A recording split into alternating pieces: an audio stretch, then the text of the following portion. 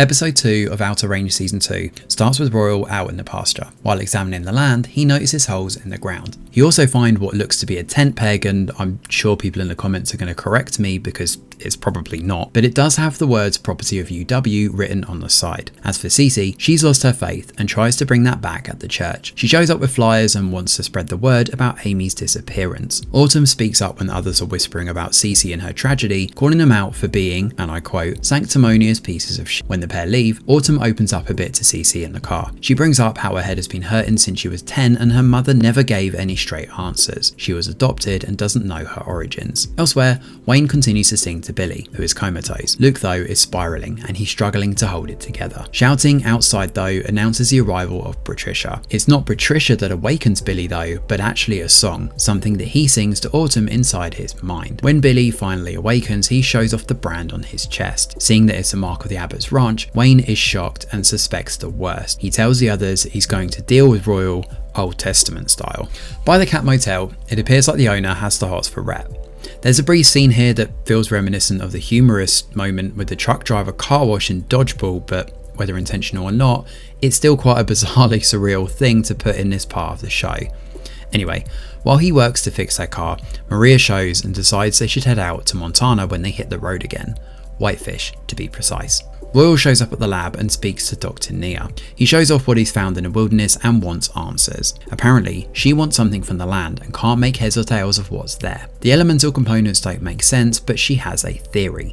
She believes that time is stuck under the ground. Science doesn't make sense until it does, she says, and believes that someone, preferably her, is going to figure out what all of this means. When Royal leaves, he drops off a bullet on the table, a reminder that this is his land and he ain't giving it up without a fight. Rhett and Maria stop by the bar to say goodbye, but Rhett is shocked when he finds out Amy is missing. He can't leave now, and although Maria is a bit disappointed, she knows why this can't happen right now. Royal is there and the pair talk at the bar. Royal knows that the Tillersons are coming for his ranch, and now there's also Nia to contend with too. In the past, Perry, now adopting the name of Ben, shows up at this bar, in a scene that runs parallel to the one we saw in the present. He finds Royal there and tells him to stop pestering for work. Perry is straight up and cuts to BS. He brings up how Royal is his dad and he came through the same hole he did. Given we know Royal's backstory, it makes sense that he'll believe him. As they talk about the future, which happens to be Perry's past, there's a question around whether this is going to disrupt causality. I mean, after all, if you tell someone how they're going to die and they actively avoid that happening, would that mess up the timeline? Anyway, we don't get that far to discuss these questions.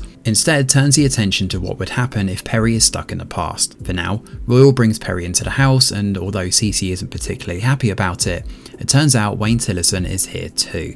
He's romantically involved with Cece, which throws everything Perry knew into question. Elsewhere, Martha is brought out into the wilderness with a whole bunch of others to try and find Joy. Of course, we know that she's not going to be found given she's way back in 1882. Now, one of the women in this tribe happens to be just like her, as she too travelled back through a hole. Her name in this time period translates to Falling Star. Falling Star is from 1972, and when she showed up, a hunting party found her. She was saved by a vision from someone inside the camp who believed she was sent to negotiate and help. That much is actually true, as despite being a nurse, her ability to speak Shoshone and English make her a powerful negotiator. The pair head out together on horses to sort out their rent. However, Joy is shocked when she faces the most unlikely little boy with his family, Royal Abbott. What? What? Apparently the hole is gone in this time period, so there's no way for Joy to return to her time, and she's just got to accept that this is a new reality now. Joy cradles her phone when they return to camp and looks at old photos before her phone dies. Of course, with no way to charge it up, this feels like the proverbial end for her old life, and she sits down and starts weeping. As the episode closes out, we cut back to the present timeline. Cece speaks to Royal and reveals what he's missing. He also brings up Amy and how Rebecca is back after taking her. She was having an affair with Lewis Mays, which we know from the parts of episode 1, but her whereabouts are still unknown. So what of Autumn?